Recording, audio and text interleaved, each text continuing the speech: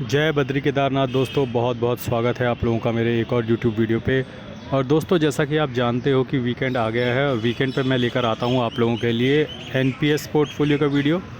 तो अभी मैं आज एक लेज़ी सैटरडे मॉर्निंग थी, तो लेट नाइट सोया था, थोड़ा न्यूज़ वगैरह देख रहा था कि क्या सिचुएशन चल रही है, हमारी जो वॉर हो रही है उससे भी थोड़ा सा डिस्कस करेंगे। और लेट सोया था तो थोड़ा लेट उठा हूँ। अब थोड़ा सेहत का ध्यान रखने के लिए पार्क में कुछ वॉक कर रहा हूँ, एक्सरसाइज कर रहा हूँ, क्योंकि सेहत का ध्यान रखना भी ज़रूरी है। और उसके बाद ये वीडियो पार्क से ही बना रहा हूँ, बिना किसी माइक के बना रहा हूँ, क्योंकि मेरे पास माइक है नहीं, सिर्फ फ़ोन है मेरे पास इस वक्त पड़ा हुआ। तो मैंने सोचा एक वीडियो बना लेते हैं। और पक्षियों की चहचहाट के बीच ये वीडियो बन रहा है। फ़िलहाल आइए बात कर लेते हैं मेरे एनपीएस पोर्टफोलियो की। जैसा कि मैं अपने रेगुलर वीडियोस में आप लोगों को म्यूचुअल फ़ंड पोर्टफोलियो दिखाता ही रहता हूँ। वीकेंड पे जनरली मैं एक वीडियो लाता हूँ जहाँ मैं आपको अपने एनपीएस पोर्टफोलियो के दर्शन करवाता हूँ। तो जैसा कि दोस्तों आप देख सकते हैं कि मेरा जो पोर्टफोलियो है वो एचडीएफसी पेंशन फ़ंड मैनेजमेंट पे है।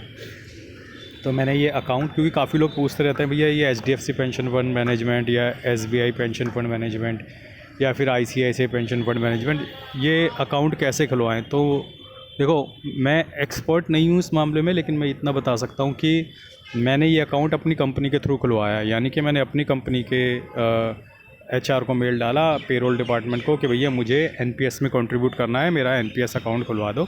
तो मेरा जो सैलरी अकाउंट है वो एचडीएफसी बैंक में है, और मेरी कंपनी ने ही एचडीएफसी पेंशन फंड मैनेजमेंट में मेरा अकाउंट खुलवा दिया, और नियमित रूप से वहाँ पे हर महीने पैसा डिडक्ट होके एनपीएस अकाउंट में जाता रहता है। और बीच में मैं 50,000 का एडिशनल कंट्रीब्यूशन भी करता हूँ हर साल, to take advantage of tax benefit. तो आप देख सकते हैं कि मेरी स्कीम जो है ऑटो एग्रेसिव है, और स्कीम 1 में मेरा 51% कंट्रीब्यूशन जाता है, स्कीम 2 में 16%, स्कीम 3 में 33%। जो मेरे एनपीएस पोर्टफोलियो की वैल्यू है वो इस वक्त 6,39,936 रुपये है। आज तक मैंने 44 कंट्रीब्यूशन यहाँ पे किए हैं। जितना मैंने आज तक यहाँ पे पैसा इन्वेस्ट किया है इस पोर्टफोलियो में, उसकी वैल्यू है 5,33,300 रुपीज़। और जो मेरा मुनाफा है एनपीएस पोर्टफोलियो में, नोशनल गेन जिसे मैं बोलूँगा, वो है 1,06,636 रुपया। तो कई लोग ये भी पूछते हैं कि भैया आपके एनपीएस पोर्टफोलियो को कितना समय हो गया। तो मेरे एनपीएस पोर्टफोलियो को लगभग 4 साल का समय हो गया है।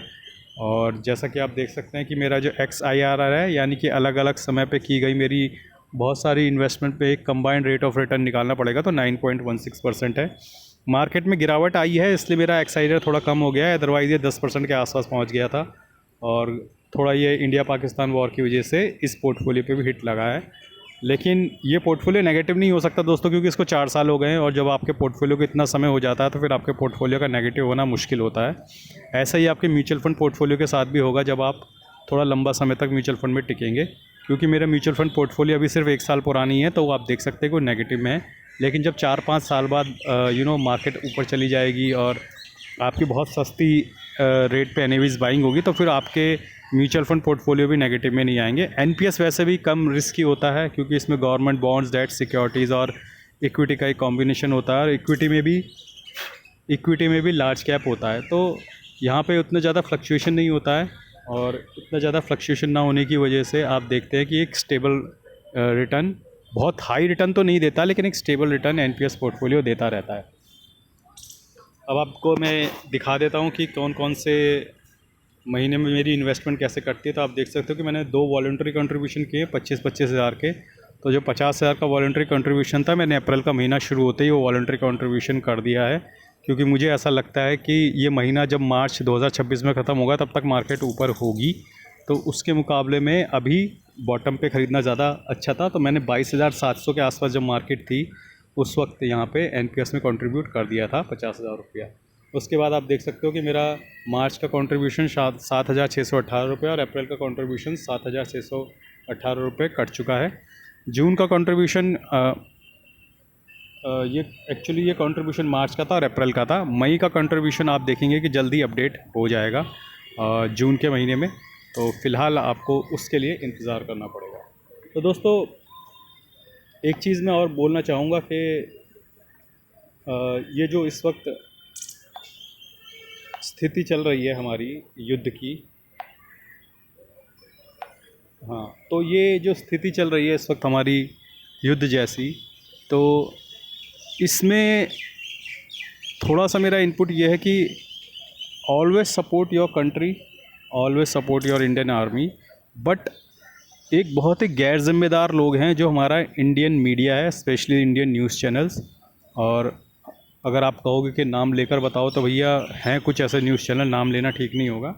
वो गलत रिपोर्टिंग कर रहे हैं, मतलब कुछ भी बोल रहे हैं कि मतलब इंडियन आर्मी वहाँ घुस गई है, पाकिस्तान के जो आर्मी के चीफ़ हैं उन्हें गिरफ़्तार कर लिया गया है। अरे यार, मतलब वही किंग है वहाँ पे भाई, वही सारे डिसीजन लेता है, उसको कौन गिरफ़्तार करेगा? ये तो वही बात हुई कि पाकिस्तान न्यूज़ चला रहा है कि मोदी को गिरफ़्तार कर लिया। अरे कौन गिरफ़्तार करेगा यार? मोदी प्रधानमंत्री इंडिया का, मोदी के अंदर ही तीनों सेनाएं आती हैं, उसे कौन गिरफ़्तार करेगा? उसी तरीके से जो पाकिस्तान का आर्मी चीफ़ है वही हेड है यार सबका, तो उसको कौन गिरफ़्तार करेगा? मतलब इस तरीके की फ़ेक न्यूज़ चला रहे हैं और क्या आप बता रहे हैं कि पाकिस्तान के अंदर भारतीय आर्मी घुस गई है। ठीक है, तो इस तरीके की फ़ेक न्यूज़ मत देखिए, कुछ अच्छे न्यूज़ चैनल देखिए। ये लोग खाली अपनी टीआरपी बढ़ाने के लिए उल्टी सीधी न्यूज़ चला रहे हैं। कुछ पुराने बुड्ढे हैं जो कभी शायद आर्मी में रहे होंगे, विद अटमोस्ट रिस्पेक्ट उन बुड्ढों की, उन्होंने शायद भारतीय सेना में सर्व किया होगा। आई डोंट नो कितने उसमें से जेन्युइनली सोल्जर रहे होंगे। वो टोपी पहनकर आते हैं और कुछ भी बकते रहते हैं यार। देखो, आपने देश के लिए कुछ किया, बिल्कुल किया होगा, लेकिन अभी आप जो कर रहे हो कि न्यूज़ चैनल पे बैठकर उल्टे सीधे बयान देना, वो गलत है। मेरे हिसाब से आप लोगों को ये सब नहीं करना चाहिए और हमें भी इस तरीके की न्यूज़ चैनल्स को नहीं देखना चाहिए। तो इंडियन मीडिया के लिए बिग थम्स डाउन है, लेकिन इंडियन आर्मी के लिए बिग थम्स अप है। And always support Indian army. और बाकी मैंने कुछ फाइनेंशियल प्लानिंग से रिलेटेड कुछ लिंक्स, फ्लिपकार्ट के लिंक्स दे रखे हैं। तो दोस्तों, मेरी सिंपल आप लोगों से एक रिक्वेस्ट है कि ये फ्लिपकार्ट का लिंक जब आप स्क्रीन पे क्लिक करोगे तो right side bottom left side में आपको फ्लिपकार्ट का एक लिंक दिखेगा। आपको फाइनेंशियल प्लानिंग से रिलेटेड बुक्स नहीं लेनी है, आप मत लीजिए, लेकिन आप फ्लिपकार्ट से जाके कुछ भी ख़रीद सकते हैं। और मैं आपको भरोसा दिलाता हूँ कि आपके बाइंग में 1 रुपये का भी अतिरिक्त बोझ आपके ऊपर नहीं पड़ेगा। जैसा आप लोगों का प्राइस मिलता है, जो आपको डिस्काउंट्स मिलते हैं, वो सारे डिस्काउंट्स आपके फ्लिपकार्ट के आपको मिलेंगे। एंड आई एम श्योर आप लोग फ्लिपकार्ट से शॉपिंग करते हैं। अगर शॉपिंग करते हैं तो मेरे इस लिंक के थ्रू जाके शॉपिंग कीजिए, कुछ भी खरीदिए। आपको AC, cooler, jacket, bag, shoes, belt जो भी लेना है इस लिंक के थ्रू जाके ले सकते हैं, अगर आपको फ्लिपकार्ट से शॉपिंग करनी है और आपके भाई को उसको थोड़ा सा सपोर्ट मिलेगा। बाकी दोस्तों, आज के लिए बस इतना ही। धन्यवाद, गुड बाय, जय बद्री केदार।